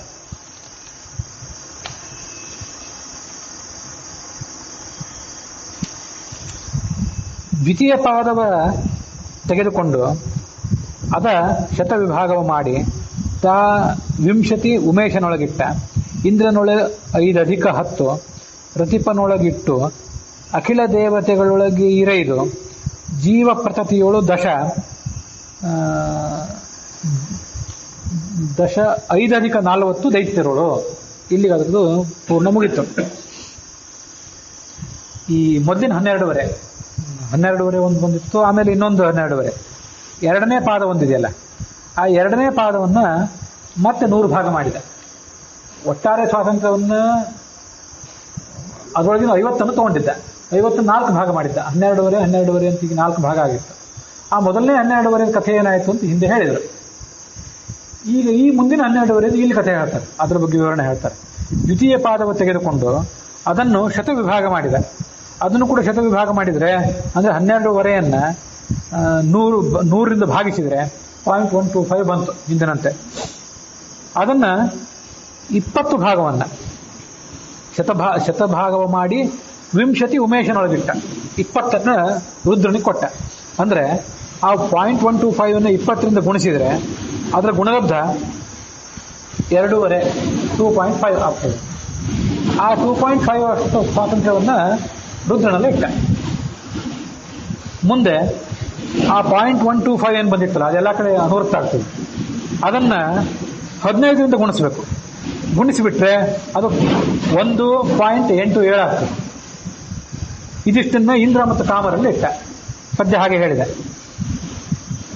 ಇಂದ್ರನಳು 5 ಅಧಿಕ 10 ರತಿಪನಳು. ಇಂದ್ರನಲ್ಲಿ ಮತ್ತು ರತಿಪನಲ್ಲಿ 5 ಅಧಿಕ 10 ಅಂದ್ರೆ 15. ಹಿಂದೆ ಕೂಡ ಹೀಗೆ ಬಂದಿತ್ತು. ಇಂದ್ರ ಮತ್ತು ಮನ್ಮಥ ಇವರಿಬ್ಬರಲ್ಲೇ ಸೇರಿಸಿ 15 ಇದೆ. ಆ 15 ಅಂದ್ರೆ ಯಾವುದದು? 0.125 ಅದರಿಂದ ಗುಣಿಸಿಬಿಟ್ರೆ ಅದು 1.87 ಇಷ್ಟಾಗ್ತದೆ. 2ಕ್ಕಿಂತ ಸ್ವಲ್ಪ ಕಡಿಮೆ ಆಗ್ತದೆ. ರುದ್ರಂದು 2.5 ಇತ್ತು, ಇವ್ರದ್ದು 2ಕ್ಕಿಂತಲೂ ಸ್ವಲ್ಪ ಕಡಿಮೆ ಆಗ್ತದೆ. ಮುಂದೆ ದೇವತೆಗಳಲ್ಲಿ 10 ಇಟ್ಟ. 10 ಅಂದ್ರೆ ಅದನ್ನು ಕೂಡ 0.125 ಗುಣಿಸಿಬಿಟ್ರೆ ಅದರ ಗುಣಲಬ್ಧ 1.25 ಆಗ್ತದೆ. ಎಲ್ಲ ದೇವತೆಗಳಲ್ಲಿ ಸೇರಿಸಿ 1.25 ಇಟ್ಟ. ಮುಂದೆ ಜೀವರಲ್ಲಿ, ಸಕಲ ಜೀವರಲ್ಲಿ ಮತ್ತೆ 1.25 ಇಟ್ಟ. ದೇವತೆಗಳಲ್ಲೂ ಅಷ್ಟೇ, ಜೀವರಲ್ಲೂ ಅಷ್ಟೇ. ಅಖಿಲ ದೇವತೆಗಳಿಗೆ ಈರೈದು ಅಂತಂದ್ರೆ 10, ಜೀವರೊಳಗೂ 10 ಅಷ್ಟನ್ನೇ 10ನ್ನೇ ಇಟ್ಟ. ಮುಂದೆ 5 + 40 ದೈತ್ಯರೊಳು. ಎಲ್ಲ ಹಿಂದೆ ಲೆಕ್ಕಾಚಾರ ಹೀಗೆ ಬಂದಿತ್ತು. 45 ಅಂದ್ರೆ 0.125 ಅನ್ನು 45 ಅಂತ ಗುಣಿಸಿಬಿಟ್ರೆ ಅದು 5.62 ಆಗ್ತದೆ. ಇಷ್ಟನ್ನ ಆ ದೈತ್ಯರೊಳಗೆ ಆತ ತಗೊಂಡೋಗಿ ಇಟ್ಟ. ಇದೆಲ್ಲ ಥರದ್ದು ಸಂಕಲನ ಎಷ್ಟು? ಈಗ ಮೊದಲು ರುದ್ರಂದು ಬಂತು. ನೀವು ಒಂದು ಕಡೆ ಎಲ್ಲರೂ ಪುಸ್ತಕದಲ್ಲಿ ಬರ್ಕೊಳ್ತಾ ಹೋದ್ರೆ ನಿಮ್ಗದು ಏನು ಸಮಸ್ಯೆ ಅಂತ ಗೊತ್ತಾಗ್ತದೆ. ರುದ್ರನಲ್ಲಿ 20 ನಿಟ್ಟಲ್ಲ, ಆ 20 ಬರೇ 20 ನಿಟ್ಟಲ್ಲ, 0.125 ಏನು ಬಂದಿತ್ತಲ್ಲ ಅದನ್ನು 20 ಗುಣಿಸ್ಬೇಕು. ಆ ಗುಣಿಸಿದ ಗುಣಲಬ್ಧವನ್ನ ರುದ್ರನಲ್ಲಿ ಇಟ್ಟ. ಹಾಗಾಗಿ 2.5 ಆಗಿತ್ತು, 2.5 ಆಗಿತ್ತು. ಆ 2.5 ಕೆಳಗೆ 1.87 ಬರ್ಕೊಡ್ರಿ. ನೀವು ಅಲ್ಲಿ ಪುಸ್ತಕ ಎದುರಿಗಿಟ್ಕೊಂಡು ನೋಡ್ತಾ ಇದ್ರೆ ಅವ್ರು ಯಾರಾದ್ರು ಅದರ ಪಕ್ಕದಲ್ಲಿ ಅದನ್ನು ಯಾರಿಗೆ ಕೊಟ್ಟ ಅಂದ್ರೆ ಇಂದ್ರಕಾಮರಿಗೆ ಕೊಟ್ಟ. ಅದರ ಕೆಳಗೆ 1.25 1.25 ಬರ್ಕೊಡ್ರಿ. ಅದು ಯಾರಿಗೆ? ದೇವತೆಗಳಿಗೆ. ಅದರ ಕೆಳಗೆ 1.25 ಬರ್ಕೊಡ್ರಿ ಮತ್ತೆ, ಯಾಕಂದ್ರೆ ಅದು ಜೀವರಿಗೆ. ಅದರ ಕೊನೆಗೆ ಎಲ್ಲಾದ್ರ ಕೆಳಗೆ 5.62 ಬರ್ಕೊಡ್ರಿ, ಅದು ದೈತ್ಯರಿಗೆ. ಇದೆಲ್ಲದ್ರದ್ದು ಗುಣಲಬ್ಧ, ಇದೆಲ್ಲದ್ರೂ ಸಂಕಲನ ಎಷ್ಟು ಅಂದ್ರೆ 12.5. ಯಾಕಂದ್ರೆ ಒಂದು ಪಾದ ಅಂತ ಹೇಳಿದ್ವಲ್ಲ, ಆ ಪಾದದ್ದು ಇದು 4 ಪಾದಗಳು ಒಟ್ಟು 12.5 4 ಇದ್ದು. ಅದರಲ್ಲಿ 2ನೇ ಪಾದದ್ದು 12.5 ಸರಿ ಆಯ್ತು. ಈ ಮೊದಲನೇ ಪಾದ 12.5 ಅಂತ ಬಂದಿತ್ತಲ್ಲ, ಅಲ್ಲಿ ಮಾತ್ರ ಅದು 18.5 ಆಗಿದೆ ಒಟ್ಟಾರೆ ಸಂಕಲನ. ಅದು ಈ ಸಮಸ್ಯೆ ಆಗಿರೋದು ನಮ್ಗೆ. ಯಾಕೆಂತಂದ್ರೆ ಬ್ರಹ್ಮನಲ್ಲಿ 6.5, ವಾಯುವಿನಲ್ಲಿ 6, ಅಲ್ಲಿಗೆ 12.5 ಆಗೋಯ್ತು. ಇನ್ನು ಸರಸ್ವತಿಯಲ್ಲಿ 3, ಭಾರತಿಯಲ್ಲಿ 3 ಅಂತ 6 ಎಕ್ಸ್ಟ್ರಾ ಹೇಳಿದಾರಲ್ಲ ದಾಸರು, ಅದು 18.5 ಆಗ್ತದೆ. ವಸುಧ ಅದು 12.5, ಇದು 12.5 ಆಗಿದೆ. 2 ಪಾದದ ಕಥೆ ಮುಗಿತ್ತು. ಒಟ್ಟಾರೆ 4 ಪಾದಗಳಿದ್ದವು. 12.5 ಅಂತ 4 ಪಾದಗಳಿದ್ದವು. ಅದರಲ್ಲಿ ಮೊದಲನೇ ಪಾದದ ವಿವರಣೆ ಹಿಂದೆ ಬಂತು, 2ನೇ ಪಾದದ ವಿವರಣೆಯನ್ನು ಈ ಪದ್ಯದಲ್ಲಿ ಹೇಳಿದ್ರು. ಅದು 12.5, ಇದು 12.5 ಆಗಿದ್ರೆ 2 ಪಾದಗಳ ಸರಿಯಾದ ವಿವರಣೆ ಆಗ್ತಿತ್ತು. ಇನ್ನು 3ನೇ ಮತ್ತು 4ನೇ ಪಾದವನ್ನು ಏನ್ ಮಾಡಿದ ಭಗವಂತ ಅಂತ ಅನ್ನೋದು ಮುಂದೆ ವಿವರಣೆ ಬರ್ತದೆ. ಅದು ಒಂದು ರೀತಿಯಿಂದ ಅದು ಕೂಡ ನಮಗೆ ಸರಿ ಹೊಂದುತ್ತದೆ. ಆದ್ರೆ ಇಲ್ಲಿ 12.5 ಮೊದಲನೇ ಪಾದದಲ್ಲಿ ಬರಬೇಕಾದ 12.5 ಆಗಬೇಕಂತ 18.5 ಆಗಿದೆ. ಇದು ಸಮಸ್ಯೆ ಒಟ್ಟಾರೆ. ಅದನ್ನ ಸೂರ್ಯನ ಪ್ರವಚನ ಕೇಳಿದಾಗಲೂ ಕೂಡ ನನಗೇನು ಉತ್ತರ ಸಿಗಲಿಲ್ಲ, ಮತ್ತು ನಾನು ಕೇಳಲಿಕ್ಕೆ ಹೋಗಲಿಲ್ಲ. ಇದು ಯಾಕೆ ಕೇಳಲಿಕ್ಕೆ ಹೋಗಲಿಲ್ಲ ಅನ್ನೋದು ನನ್ನ ಮನೋಭಾವ ಕಾರಣ. ಇದೊಂದು ದೊಡ್ಡ ತಾತ್ವಿಕ ಸಂಗತಿ ಏನಲ್ಲ. ಭಾಗವತ ತಾತ್ಪರ್ಯ ಇತ್ಯಾದಿ ಕಡೆಗಳಲ್ಲಿ ಏನೋ ದೊಡ್ಡ ಸಮಸ್ಯೆ ಬಂದಿದ್ರೆ ಬಹಳ ಸಮಸ್ಯೆ ಪ್ರಶ್ನೆ ತಲೆ ಕೆಡಿಸಿಕೊಂಡು ಅದನ್ನ ಆಲೋಚನೆ ಮಾಡ್ತಾ ಹೋಗ್ತಿದ್ದೆ. ಆದ್ರೆ ಇದು ಮಾತ್ರ ದೊಡ್ಡ ತಾತ್ವಿಕ ಸಂಗತಿ ಅಲ್ಲ. ಆದ್ರಿಂದ ಇದು ನಾನು ಹೆಚ್ಚು ಕೆದಕ್ಲಿಕ್ಕೆ ಹೋಗಲಿಲ್ಲ. ಅಂತೂ 100 ಪೈಕಿ 50 ಭಾಗ ತೆಗೆದಿದ್ದ. ಆ 50 4 ಭಾಗ ಮಾಡಿದ್ದ, 12.5 ಈಗ ಮೊದಲಿನ 12.5 ಏನು ನಾವು ನೋಡಿದ್ವಿ, 2ನೇ 12.5 ಏನಂತ ನೋಡಿದ್ವಿ. ಮುಂದಿನ 12.5 ಅಂದ್ರೆ 25. ಅದೆರಡನ್ನು ದಾಸರು ಏನು ಹೇಳ್ತಾರೆ ಅಂತ ಅನ್ನೋದನ್ನು ನಾಳೆ ನೋಡೋಣ. ಆ ಲೆಕ್ಕಾಚಾರ ಸರಿ ಹೊಂದುತ್ತದೆ. ಆ 25 ಈಗ ಸೂಕ್ಷ್ಮ ನಿಮ್ಗೆ ಹೇಳ್ತೇನೆ ಬೇಕಾದ್ರೆ ನೀವು ಆಮೇಲೆ ಅದು ಅಧ್ಯಯನ ಮಾಡಲಿಕ್ಕೆ. ಆ 25 ಮತ್ತೆ 3 ಭಾಗ ಮಾಡಿದ. 25 3 ಭಾಗ ಮಾಡಿದರೆ ಅದು 8.33 ಆಯ್ತು. ಆ 8.33 ಅಂತ 3 ಭಾಗಗಳಾದವು. ಅದರಲ್ಲಿ ಒಂದು ಭಾಗವನ್ನು ಲಕ್ಷ್ಮೀದೇವಿ ಕೊಟ್ಟ, 8.33 ಅದು ಲಕ್ಷ್ಮೀದೇವಿ ಕೊಟ್ಟ. ಉಳಿದ 2 ತಾನಿಟ್ಕೊಂಡ, ಅಂದ್ರೆ 16.66 16.66 ಅಂತ ತಾನಿಟ್ಕೊಂಡ. 8.33 ಅನ್ನು ಲಕ್ಷ್ಮೀದೇವಿ ಕೊಟ್ಟ. 16.66 ಪ್ಲಸ್ 8.33 ಇವೆರಡು ಸೇರಿ 25. ಇನ್ನು 3 ಮತ್ತು 4ನೇ ಪಾದಗಳದು ಲೆಕ್ಕಾಚಾರ ಸರಿ ಆಯ್ತು. 2ನೇ ಪಾದದ್ದು ಲೆಕ್ಕಾಚಾರ ಸರಿ ಆಯ್ತು. 1ನೇ ಪಾದದ ಮಾತ್ರ ಲೆಕ್ಕಾಚಾರ ಸರಿ ಹೋಗಲಿಲ್ಲ, ಯಾಕಂದ್ರೆ 18 ಆಯ್ತು. ಇದನ್ನ ಹೇಗೆ ಪರಿಹಾರ ಮಾಡೋದು? ಸ್ವಾರಸ್ಯ ಅಂತಂದ್ರೆ ನೀವು 17ನೇ ಸಂಧಿ, ನಮ್ಮ ಈ ಪ್ರಪಂಚನಾಚಾರ್ಯ ಪುಸ್ತಕದಲ್ಲಿ 17ನೇ ಸಂಧಿಯನ್ನು ನೋಡ್ರಿ, ಅಲ್ಲೂ ಇದೇ ತರ ಲೆಕ್ಕಾಚಾರ ಇದೆ. ಅಲ್ಲೆಲ್ಲ ಲೆಕ್ಕಾಚಾರ ಸರಿ ಹೊಂದುತ್ತದೆ. ಆ ಪ್ರಮೇಯವನ್ನು ನಾವು ನಂಬುತ್ತೀವೋ ಬಿಡ್ತೀವೋ ಅದು ವಿಷಯ ಬೇರೆ, ಲೆಕ್ಕಾಚಾರ ಸರಿ ಹೊಂದುತ್ತೆ. ಯಾಕಂದ್ರೆ ಅಲ್ಲಿ ಭಾರತೀಯ ಸಂಸ್ಕೃತಿ ಪ್ರಸ್ತಾವ ಇಲ್ಲ. ಚತುರ್ಮುಖ ಬ್ರಹ್ಮ 52, ವಾಯು 48, ಅಲ್ಲಿ 100 ಆಯ್ತು. ಉಳಿದು ಜೀವರದು ಸೇರಿ 100, 200 ಸರಿಯಾಗಿ ಬಿಡ್ತು ಅಲ್ಲಿಗೆ. ಅಲ್ಲೆಲ್ಲ ಲೆಕ್ಕಾಚಾರ ಹಿಂದೆ ಹೇಳಿದ್ರೆ ನಾನು ಬರೆದು ಕೂಡ ಇಟ್ಟಿದ್ದೇನೆ. ಆ ಲೆಕ್ಕಾಚಾರ ಸರಿ ಹೊಂದುತ್ತೆ, ಯಾಕಂದ್ರೆ ಭಾರತೀಯ ಸರಸ್ವತಿ ಪ್ರಸ್ತಾವ ಇಲ್ಲ. ಇಲ್ಲಿ ಭಾರತೀಯ ಸರಸ್ವತಿಯ ಪ್ರಸ್ತಾವ ಬಂದು ಇದು ಹೆಚ್ಚಾಗಿ ಬಿಡ್ತು. ಇದು ಒಟ್ಟಾರೆ ಭಗವಂತನ 100 ಸ್ವಾತಂತ್ರ್ಯ 100% ಏನಿದೆ, ಅದರಲ್ಲಿ 50 ಲೆಕ್ಕಾಚಾರನ ಈಗ ಹೇಳಬೇಕು. ಈ ಚತುರ್ಮುಖ, ವಾಯು, ಸರಸ್ವತಿ, ಭಾರತಿ, ರುದ್ರ, ಇಂದ್ರ, ಕಾಮ, ದೇವತೆಗಳು, ಜೀವರು, ದೈತ್ಯರು, ಲಕ್ಷ್ಮಿಗೆ ಒಂದಷ್ಟು ಕೊಟ್ಟದ್ದು, ತಾನು ತಗೊಂಡದ್ದು ಎಲ್ಲ ಸೇರಿ ಏನಾಗಬೇಕು, 50 ಆಗಬೇಕಲ್ಲ. ದಾಸರಿ ಲೆಕ್ಕಾಚಾರದ ಪ್ರಕಾರ 56 ಆಗ್ತದೆ. ಯಾಕಂದ್ರೆ 3 ಸರಸ್ವತಿ ಭಾರತೀಯರಿಗೆ ಹೆಚ್ಚಾಗಿ ಹೋಗಿದೆ. ಇದನ್ನು ಹೇಗೆ ಪರಿಹಾರ ಮಾಡೋದು ನನಗೆ ಗೊತ್ತಿಲ್ಲ. ನೀವು ಸಂಕರ್ಷಣ ಒಡೆಯರ ಪುಸ್ತಕ, ಪದ್ಮನಾಭದಾಸರ ಪುಸ್ತಕ ಇತ್ಯಾದಿ ನೋಡ್ರಿ, ಮತ್ತು ಜ್ಞಾನಿಗಳಾದವನ್ನ ಯಾರನ್ನಾದ್ರೂ ಕೇಳ್ರಿ. ಅಷ್ಟರಲ್ಲಿ ನಾನು ಮತ್ತೊಂದ್ಸರಿ ವಿಚಾರ ಮಾಡ್ತೇನೆ, ಮಾಡೋದಿಲ್ಲ ಅಂತಲ್ಲ. ಆದರೆ ನನ್ನ ಪರಿಸ್ಥಿತಿ ಏನಾಗಿದೆ ಅಂದರೆ, ಇದಕ್ಕಿಂತ ಹೆಚ್ಚಿನ ಕಠಿಣವಾದ ವಿಷಯಗಳ ಕಡೆ ಗಮನ ಕೊಡಬೇಕಾಗಿದೆ. ಹಾಗಾಗಿ ಕೊಡ್ಲಿಕ್ಕಾಗಿಲ್ಲ. ಮತ್ತು ಮನಸ್ಸಿಗೆ ಒಂದು ಕೆಪಾಸಿಟಿ, ಲಿಮಿಟೆಡ್ ಕೆಪಾಸಿಟಿ ಇರ್ತದೆ. ಈಗಾಗಲೇ ಶತಸ್ಥ ದೇವತೆಗಳು, ಆಮೇಲೆ ಕಲ್ಪಸಾಧನ ಸುರಾದಿ, ಇದ್ರ ಬಗ್ಗೆ ಸಾಕಷ್ಟು ತಲೆ ಕೆಡಿಸ್ಕೊಂಡಿದ್ದೀನಿ. ಇದ್ರ ಬಗ್ಗೆ ನೀವೇ ಆಲೋಚನೆ ಮಾಡಿ ಹೇಳಿದ್ರೆ ಅನುಕೂಲ. ನೋಡ್ತೀನಿ ನಾನು ಅದು ಕೂಡ. ಅಲ್ಲಿಗೆ ಇವತ್ತಿನ ಈ ಕಥಾಭಾಗ ಸಮಾಪ್ತಿ ಕಂಡಿದೆ. ಅದು ಎಷ್ಟಂದ್ರೆ, ಈ 25ನೇ ಕ್ರೀಡಾವಿಲಾಸ ಸಂಧಿ ಅಥವಾ ಸರ್ವ ಸ್ವಾತಂತ್ರ್ಯ ಸಂಧಿ ಅಂತ ಕರೀತಾರೆ. ಇದರ 12ನೇ ಪದ್ಯ ನಾನು ಓದಿದ್ದೆ, ಆದರೆ 13ನೇ ಪದ್ಯದಲ್ಲಿ ಇದ್ದ ವಿಷಯ ಕೂಡ ಹೇಳಿಬಿಟ್ಟೆ ನನಗೆ. ಪದ್ಯ ಒಂದು ಓದಲಿಲ್ಲ ಅಂತ ಬಿಟ್ಟರೆ 13 ಪದ್ಯಗಳು ಸಮಾಪ್ತಿಯನ್ನು ಕಂಡಿವೆ. ಈಗ 13 ಪದ್ಯಗಳು, ಒಟ್ಟಾರೆ 806 ಪದ್ಯಗಳು ಇಲ್ಲಿ ಸಮಾಪ್ತಿಯನ್ನು ಕಂಡಿವೆ.